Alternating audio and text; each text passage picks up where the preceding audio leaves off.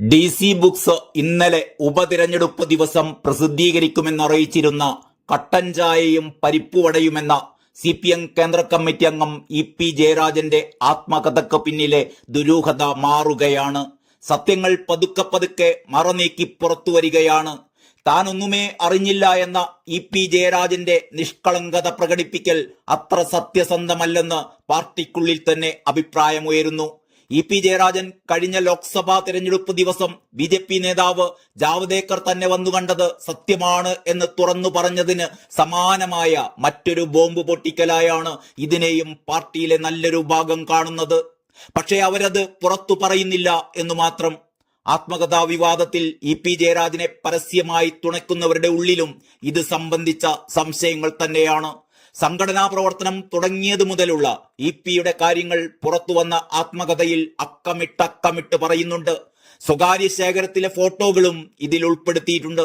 ചെറുകുന്ന് ഹൈസ്കൂളിലെ പഠനം മുതൽ EP-യുടെ ജീവിതത്തിലെ അധികമാരും അറിയാത്ത കഥകൾ മുഴുവൻ പുറത്തുവന്ന ഈ PDF ഫയലിലുണ്ട്. 1965 കാലഘട്ടത്തിലെ കുടുംബത്തിലെ പട്ടിണിയെക്കുറിച്ചും ഇതിൽ പറയുന്നുണ്ട്. കണ്ണൂർ SN കോളേജിൽ പ്രീ ഡിഗ്രിക്ക് സീറ്റ് കിട്ടിയതും KSFന്റെ കണ്ണൂർ താലൂക്ക് സെക്രട്ടറി ആവുന്നതുമൊക്കെ വളരെ വിശദമായി ഇതിൽ കൊടുത്തിട്ടുണ്ട്. പാർട്ടി കോൺഗ്രസ് കഴിഞ്ഞ് തിരികെ വരുന്ന വഴി വെടിയേറ്റതിന്റെ ദുഃഖിപ്പിക്കുന്ന ഓർമ്മകളും ആ സമയത്ത് ചികിത്സിച്ച ഡോക്ടറുടെ പേര് വരെ പുറത്തുവന്ന പുസ്തകത്തിന്റെ PDF ഫയലിൽ നമുക്ക് കാണാം. EP ജയരാജന്റെ വ്യക്തിപരമായ ചിത്രങ്ങൾ കൂടി പുറത്തുവന്ന ഈ ഫയലിനൊപ്പമുണ്ട്. CPMന്റെ വിവിധ നേതാക്കന്മാരുമായി ബന്ധപ്പെട്ട ചിത്രങ്ങളടക്കം ഇതിന്റെ ഭാഗമായിട്ട് വന്നിട്ടുണ്ട്. വ്യക്തിപരമായ കാര്യങ്ങളും ഫോട്ടോകളുമെല്ലാം EP ജയരാജൻ അറിയാതെ എങ്ങനെ അച്ചടിച്ചു വരും എന്നുള്ള ചോദ്യമാണ് CPM കേന്ദ്രങ്ങളിൽ നിന്ന് വരെ ഉയരുന്നത്. തിരഞ്ഞെടുപ്പ് ദിവസം രാവിലെ ഇത് പുറത്തു വന്നതിലുള്ള അതൃപ്തി നേതൃത്വം പരസ്യമായി പ്രകടിപ്പിക്കുന്നില്ല എന്ന് മാത്രമേയുള്ളൂ.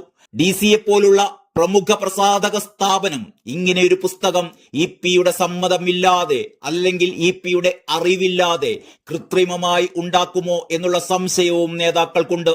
ഏതായാലും പാലക്കാട് ഉപതിരഞ്ഞെടുപ്പ് കൂടി കഴിഞ്ഞതിന് ശേഷം CPM ഗൗരവമായി ഇക്കാര്യം ചർച്ച ചെയ്യുമെന്ന് തന്നെയാണ് അറിയുന്നത്.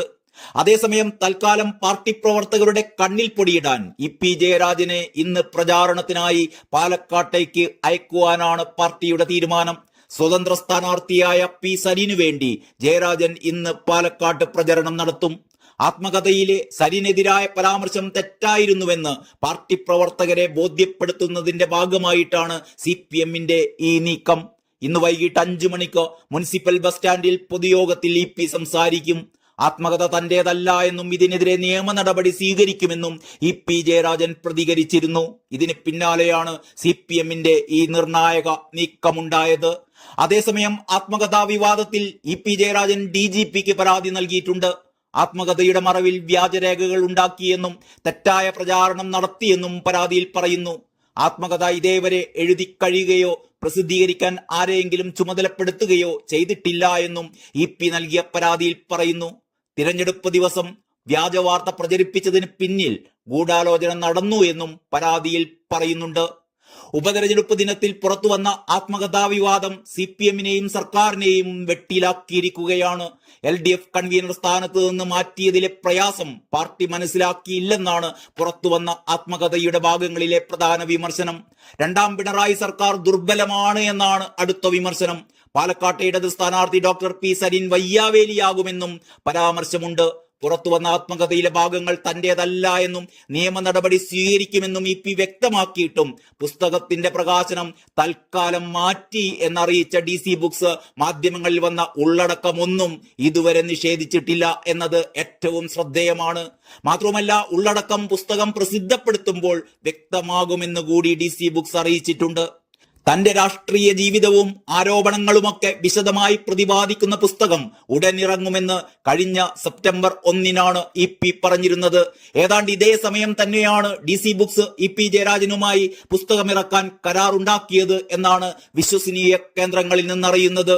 EP-യെ LDF കൺവീനർ സ്ഥാനത്ത് നിന്ന് നീക്കിയത് വലിയ വിവാദമായ പശ്ചാത്തലത്തിലായിരുന്നു പുസ്തകം എഴുതുമെന്നുള്ള പ്രഖ്യാപനം.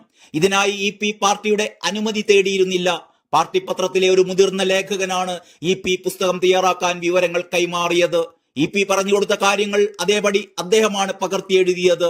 ലോക്സഭാ തെരഞ്ഞെടുപ്പ് കാലത്ത് തന്നെ പുസ്തകത്തിന്റെ എഴുത്ത് ജോലി തുടങ്ങിയിരുന്നു. ഈ ലേഖകൻ തന്നെയാണ് DC ബുക്സിന് പുസ്തകത്തിന്റെ ടൈപ്പ് ചെയ്ത പകർപ്പ് എത്തിച്ചത് എന്നും അറിയാൻ കഴിയുന്നു. ഉത്തരവാദപ്പെട്ട സ്ഥാനത്തിരുന്നിട്ടും ഇയാളും ഈ വിവരങ്ങൾ പാർട്ടിയെ അറിയിച്ചിരുന്നില്ല. മാത്രവുമല്ല, സമീപകാലത്തെ ഡോക്ടർ പി സരിനെ സ്ഥാനാർത്ഥിയാക്കിയതടക്കമുള്ള സംഭവ വികാസങ്ങൾ കൂടി ചേർത്ത് പിന്നീട് നേരത്തെ നൽകിയ കരട് പേജുകൾ വർദ്ധിപ്പിക്കുകയായിരുന്നു എന്നും അറിയുന്നു. എല്ലാ വിവരങ്ങളും EP-യുടെ നിർദ്ദേശപ്രകാരം തന്നെയാണ് പുസ്തകത്തിൽ ഉൾപ്പെടുത്തിയിട്ടുള്ളത്. ലേഔട്ട് ചെയ്ത പുസ്തകത്തിന്റെ PDF പകർപ്പ് ഈ ലേഖകനും EP ജയരാജനും അയച്ചു കൊടുത്തിരുന്നു എന്നും പ്രസാധകർ അവകാശപ്പെടുന്നുണ്ട്. പുസ്തകത്തിന്റെ പേരടക്കം EP-യുമായി ആലോചിച്ചാണ് നൽകിയതത്രേ. എന്തായാലും വരും ദിവസങ്ങളിൽ കട്ടൻ ചായ തിളച്ചു മറിയുമെന്നുറപ്പാണ്. പരിപ്പ് വടക്ക് കൂടുതൽ എരിവേറുകയും ചെയ്യും. കാത്തിരുന്ന് കാണാം. നന്ദി, നമസ്കാരം.